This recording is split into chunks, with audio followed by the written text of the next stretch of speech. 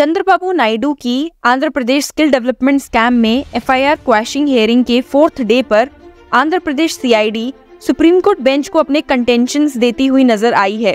उन्होंने नायडू के इस सबमिशन पर कि ये केस उनके अगेंस्ट स्टेट वेंडेटा है, इस बात का करारा जवाब दिया है। आपको याद होगा कि चंद्रबाबू नायडू का ये आर्गुमेंट था कि ये केस उनके अगेंस्ट एक पॉलिटिकल वेंडेटा और रिजीम रिवेंज है। तो इस बात का एक अच्छा जवाब आंध्र प्रदेश सीआईडी ने justice Aniruddha Bose and Bela M Trivedi के बेंच के सामने रखा है, जो इस केस की हियरिंग कर रहे हैं। अब तक सुप्रीम कोर्ट बेंच इस केस पर 3 दिन तक हियरिंग कर चुका है। जो प्राइम इशू इस केस में अराइज हो रहा है वो प्रिवेंशन ऑफ करप्शन एक्ट के सेक्शन 17A से जुड़ा है, जो कहता है कि किसी भी पब्लिक सर्वेंट के अगेंस्ट इंक्वायरी या इन्वेस्टिगेशन शुरू करने से पहले गवर्नर के प्रायर सैंक्शन की जरूरत होती है। जैसा कि आप जानते हैं कि नायडू के लॉयर्स का ये कहना है कि आंध्र प्रदेश सीआईडी ने ऐसा कोई भी सैंक्शन नायडू के फेवर में नहीं लिया है। साथ ही जो एफआईआर रजिस्टर की गई है वो 2021 में हुई है, जिसकी वजह से 2018 अमेंडमेंट के बाद आया सेक्शन 17A इस केस में अप्लाई नहीं होता है। पर वहीं आंध्र प्रदेश सीआईडी की माने तो वो कहते हैं कि ये सेक्शन डेट ऑफ ऑफेंस से अप्लाई होता है और नायडू के अगेंस्ट ऑफेंसेस 2018 के पहले की भी हैं, जिसमें इंक्वायरी 2018 से पहले ही शुरू हो गई थी। इसलिए सेक्शन 17A की एप्लीकेशन का सवाल ही खड़ा नहीं होता। सुप्रीम कोर्ट बेंच अपनी इन हियरिंग में इस मुद्दे पर बहुत ही गंभीरता से सवाल जवाब कर रहे हैं और वो इस सेक्शन और एक्ट के हर एक पहलू पर नजर देना चाहते हैं ताकि फ्यूचर में ऐसा कोई भी इशू अराइज ना हो पाए। आपको याद होगा कि हमने आपको बताया था कि नवंबर में supreme court prevention of corruption act और उसमें हुए 2018 के लेटेस्ट अमेंडमेंट्स को चैलेंज करने वाली एक पिटीशन से भी डील करेगा। इसमें एक अमेंडमेंट सेक्शन 17A है जिसे चैलेंज किया गया है। आइए बात करते हैं नायडू की एफआईआर क्वैश करने की हियरिंग के डे 4 पर। Justice Aniruddha Bose and Bela M Trivedi के सामने मुकुल रोहतागी ने अर्ज किया to not nip the investigation at the bud और कहा कि स्कैम का नेचर और एलिगेशंस की सीरियसनेस प्रॉब मांगती है।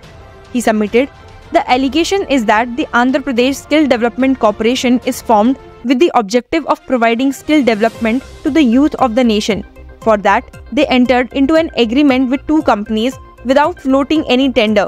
Before anything was set up, 370 crores were parted by the Development Corporation in favor of these companies, without looking at what is on the ground and overruling the department's objection.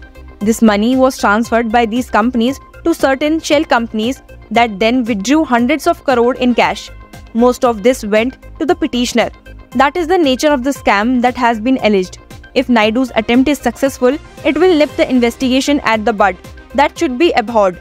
Justice Trivedi ने senior council से state में formation of the skill development corporation और 2 companies के बीच agreement को refer करते हुए पूछा कि किस लेवल पे ये डिसीजन लिया गया। तो रोहतागी ने रिप्लाई किया, by the chief minister. We may be right, we may be wrong, but this has to be investigated. Justice Bose ने भी सवाल किया कि आप पिटिशनर के मनी को कैसे ट्रेस करोगे। तो रोहतागी ने कहा कि नायडू ने Andhra Pradesh skill development corporation की फॉर्मेशन और दोनों कंपनीज के बीच एग्रीमेंट जिसे फंड्स डाइवर्ट हुए उन्हें ओवरसी किया है। Our allegation is that nothing on ground happened and this money went back, or at least some portion of it. Income tax authorities are looking into this. The SEBI is looking into this. Hundreds of crore in cash was withdrawn. This is the position that has been outlined in our affidavit. How can this affidavit be ignored and the proceedings be quashed altogether because of section 17A?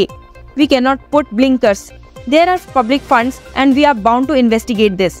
साथ ही उन्होंने अपने पहले के argument को continue किया कि section 17A इस case में अप्लाई नहीं होगा कि ऑफेंस अमेंडमेंट के इंट्रोड्यूस के पहले ही कमेंस हो चुका था। मुकुल रोहतागी ने बेंच को समझाते हुए ये सवाल किया that this question of fact on which there is a difference in perception cannot be decided in section 482 petition. How will you decide within 5 to 10 days of the investigation commencing? There is no way the court will agree to scuttle the investigation at this stage. Naidu के accused होने की timeline को point out करते हुए मुकुल रोहतागी ने कहा कि मैंने कभी सेक्शन 482 के अंडर पिटीशन को सेम डे पर फाइल होते हुए नहीं देखा। हाई कोर्ट में आर्ग्यू हुआ और सेम डे पर अपील सुप्रीम कोर्ट में भी फाइल हो गई। सेक्शन 17A की रोहतागी की सबमिशंस पर जस्टिस बोस का कहना था, we followed the logic of your argument, but we are having some doubts about the implementation of this provision. The bar is on starting any inquiry. Will the investigating officer have to form an opinion first? Rohtagi answered, the authority will have to see whether the allegations contained can remotely be connected to a recommendation or decision in discharge of public duties. तो justice Bose ने इसे reason किया कि ये एक entry point बार है, unlike section 197 CRPC. उन्होंने कहा, how will the person who is starting the inquiry decide? They will have to, while writing the general diary, recording the application of section 17A. पर रोहतागी का कहना था कि इन्वेस्टिगेटिंग ऑफिसर को available material की basis पे डिसाइड करना होगा कि क्या एलिगेशंस बोनाफाइड डिटर्मिनेशन या डिसीजन रिवील करती है पब्लिक सर्वेंट की ऑफिशियल ड्यूटी की एक्सरसाइज में. पर अगर फैक्ट्स ने कॉन्ट्ररी शो किया तो इस सबमिशन को बीच में ही काटते हुए जस्टिस बॉस ने कहा, but he has not even started the inquiry, how will he know. Hearing के दौरान रोहतागी ने नायडू के पिछले सबमिशंस का भी काउंटर किया. उन्होंने कहा कि पिटिशनर का कंटेंशन कि ये केस एक पॉलिटिकल वेंडेटा है और रिवेंज रिजीम है. उन्होंने कहा कि पर इसमें contemporaneous inquiries being conducted by central agencies like the directorate of goods and services tax, the securities and excise board of India and income tax authorities. The number of central agencies examining the issue shows that this is not the state government's vendetta. Bench ने hearing को 17 अक्टूबर के लिए adjourn किया है. आपकी जानकारी के लिए बता दूं कि एक और रिलेटेड केस में कोर्ट ने ओरली रिमार्क करते हुए नायडू को फाइबरनेट स्कैम के केस में आंध्र प्रदेश CID को नेक्स्ट डेट ऑफ हियरिंग तक अरेस्ट करने से मना किया है. इस केस में Andhra Pradesh crime investigation department has accused him of exerting pressure on officials to favor a certain company that was awarded the FiberNet contract, despite its alleged lack of necessary qualification. अब ये दोनों ही मैटर सुप्रीम कोर्ट बेंच 17 अक्टूबर को सुनेगा.